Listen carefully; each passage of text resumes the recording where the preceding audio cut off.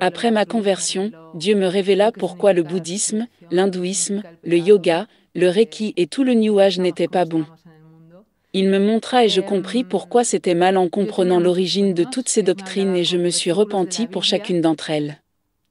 J'ai jeté toutes mes pierres, j'ai jeté toutes les choses que j'avais et que j'utilisais pour leur magie, pour attirer les bonnes énergies, j'ai jeté les images,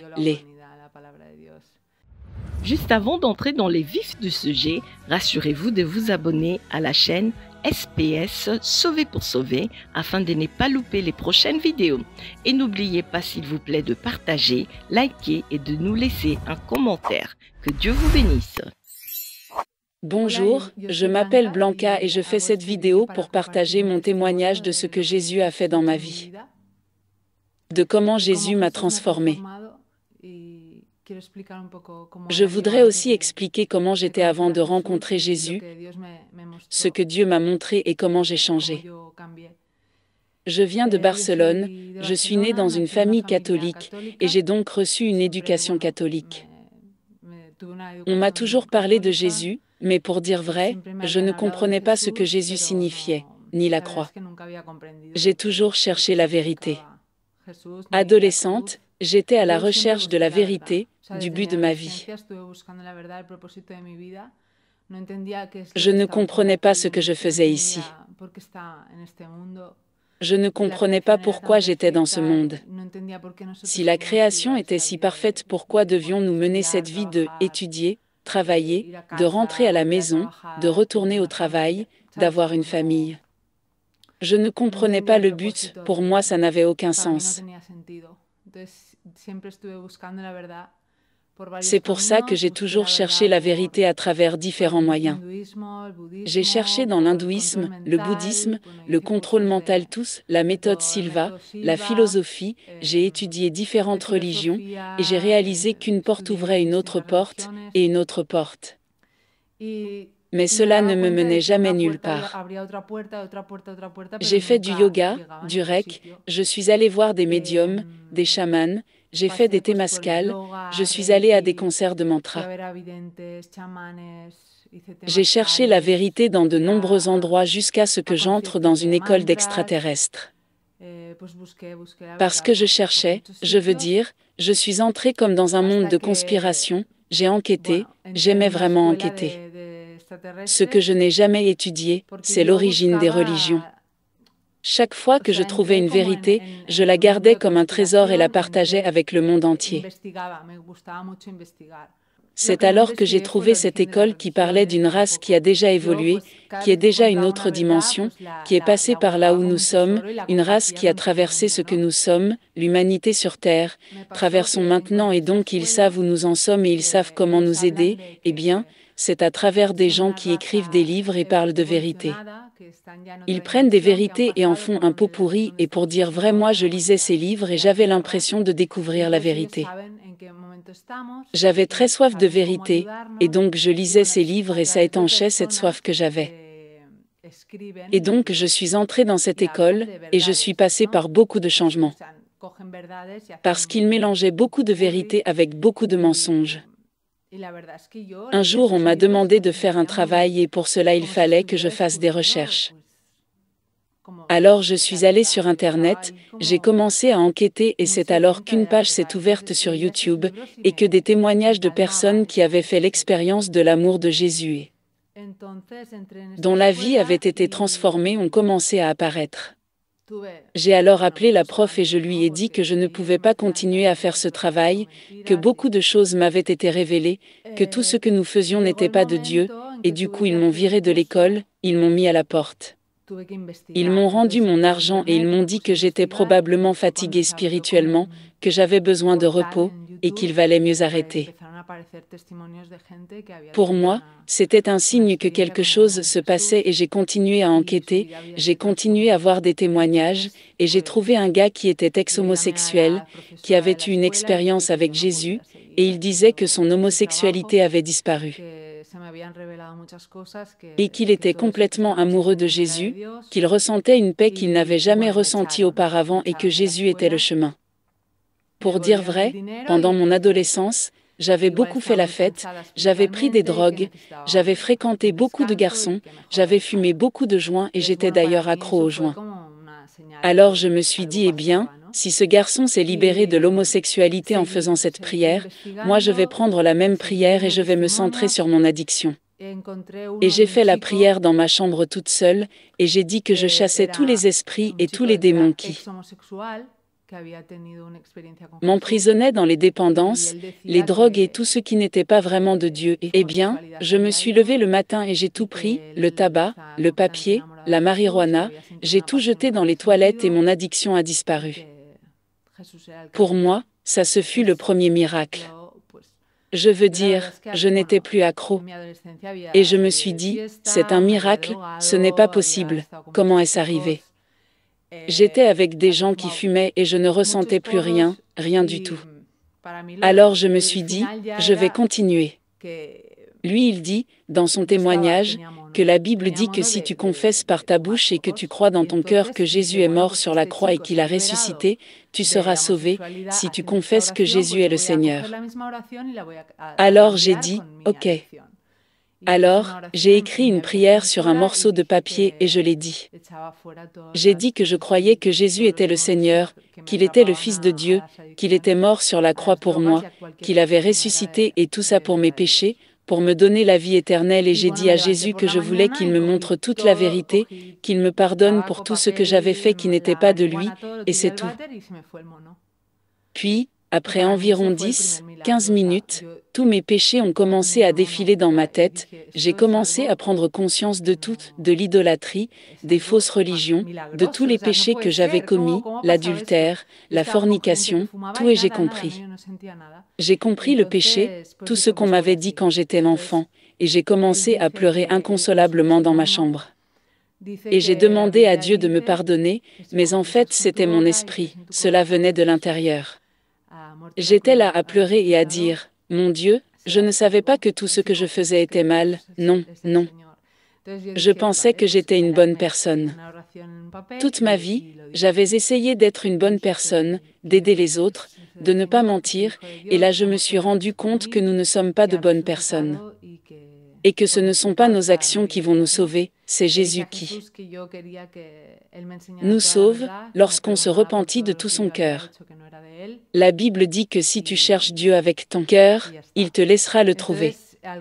Et alors, je me suis endormie, en pleurant, et je me suis réveillée le matin, j'étais une nouvelle personne toute légère, comme si quelque chose n'était plus là, comme si toute ma vie j'avais porté un sac à dos qui pesait lourd, mais que je n'avais pas conscience de porter, et ensuite, eh bien, rien, je suis allée travailler et j'ai dit à tout le monde que Jésus était réel, qu'il était mort sur la croix, que le péché est ce qui nous sépare de Dieu et nous empêche d'être libres, et que j'avais trouvé la vérité qui m'avait libérée. Alors, bien sûr, vous vous heurtez à un mur, parce que ce que vous vivez à l'intérieur, vous ne pouvez pas le prouver, c'est difficile à exprimer, mais j'étais libre. J'avais enfin trouvé la vérité que je cherchais depuis si longtemps, en Jésus. La Bible dit enfin, Jésus dit qu'il est le seul chemin vers le Père, la seule vérité et la vie, et que personne n'arrive au Père si ce n'est par lui. Après ça, après le moment de mon salut, car c'est ce jour-là que j'ai été sauvé, quand Dieu m'a révélé la croix, la résurrection, le sens du péché, pourquoi nous sommes comme nous sommes dans le monde, j'ai fait beaucoup de rêves, Dieu me parlait avec des versets de la Bible et j'ai dû aller acheter une Bible et la lire.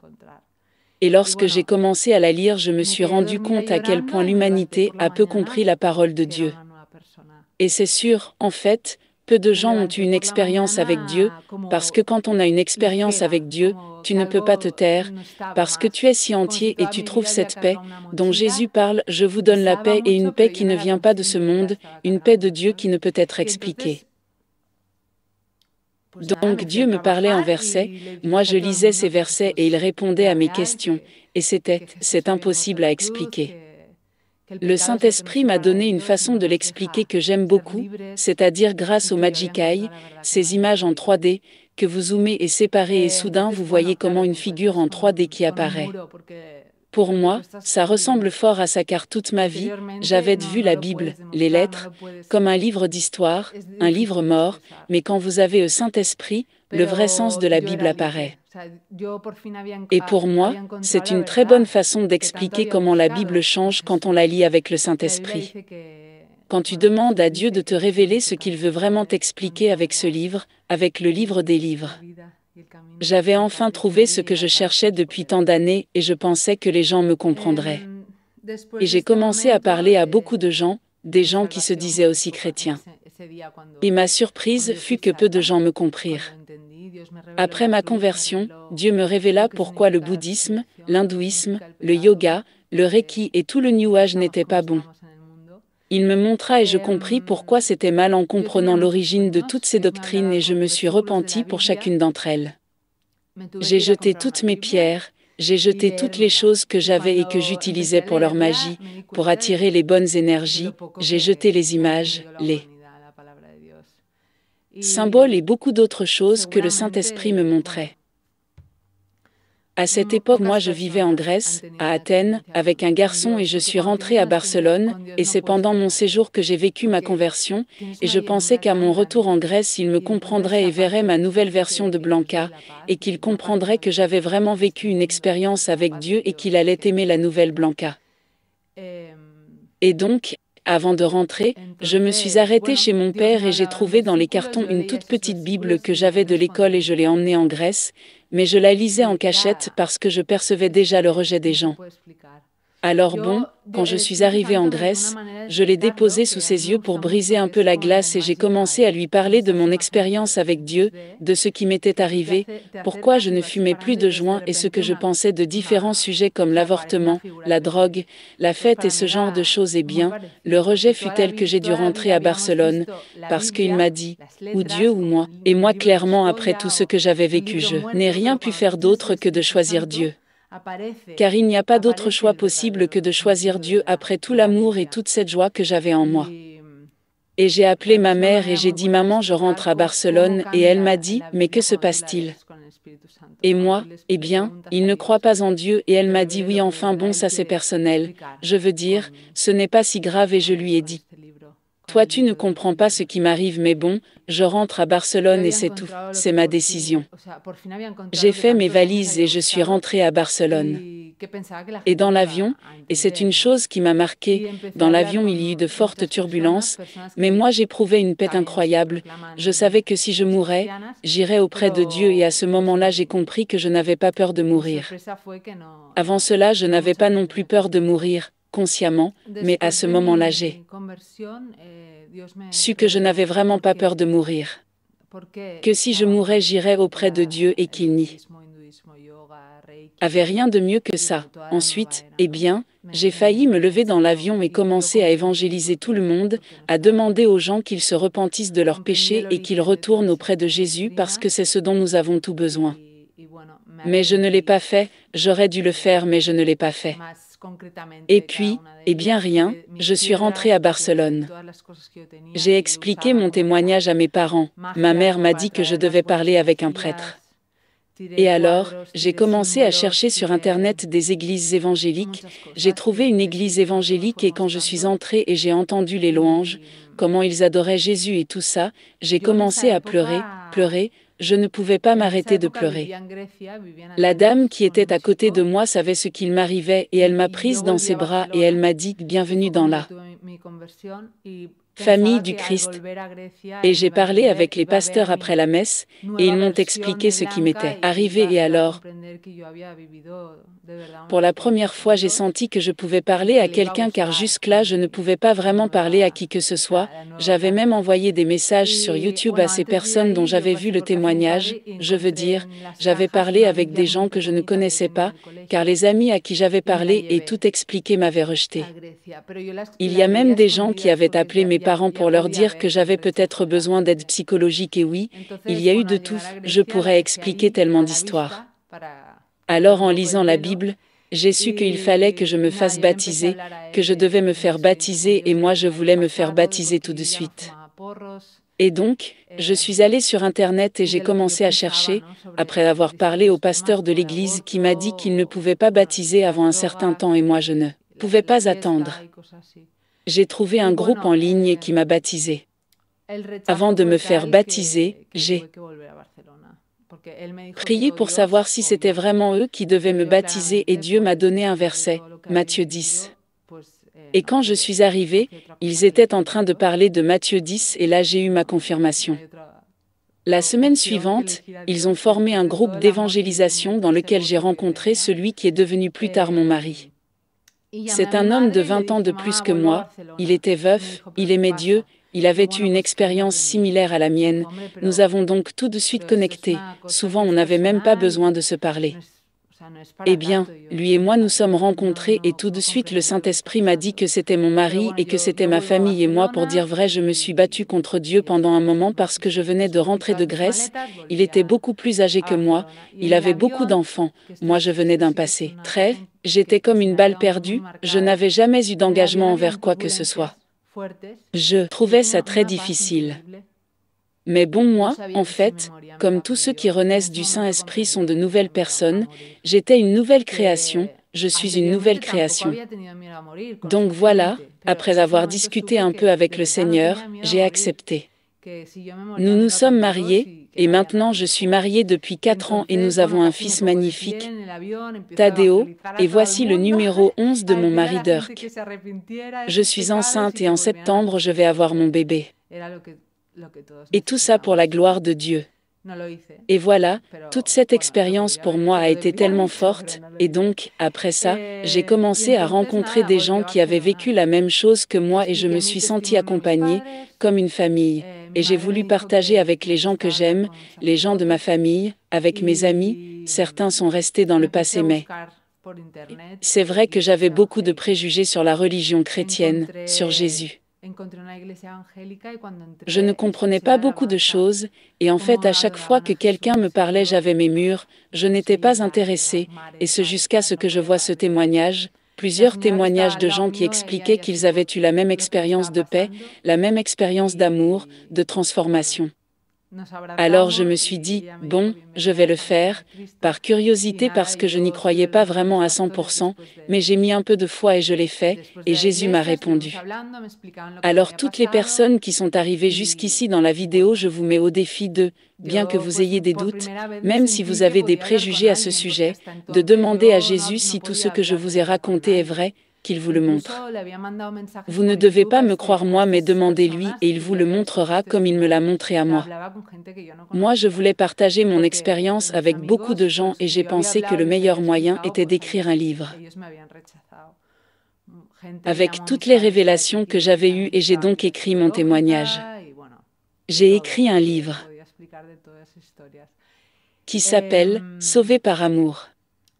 La première moitié, c'est mon témoignage, un peu l'histoire de ma vie jusqu'à ce que je connaisse Jésus, et la deuxième partie est en quelque sorte toutes les révélations et ce que Dieu m'a appris sur ce que c'est que de renaître, ce que sont les fausses religions. Comment le diable œuvre contre l'humanité, contre la création du Père, pourquoi nous sommes comme nous sommes dans le monde. Si tu confesses de ta bouche le Seigneur Jésus, et si tu crois dans ton cœur que Dieu est la ressuscité des morts, tu seras sauvé. Car c'est en croyant du cœur qu'on parvient à la justice, et c'est en confessant de la bouche qu'on parvient au salut. Romains 10, 9-10 sans savoir plus. Si vous avez été bénis par ces enseignements, ces temps de louange et d'adoration, ces témoignages, n'hésitez pas à vous abonner sur cette chaîne SPS Sauvé pour sauver. SPS Sauvé pour sauver, l'évangile de Christ pour les saluts des âmes. Ici, nous témoignons de Jésus. Que Dieu vous bénisse.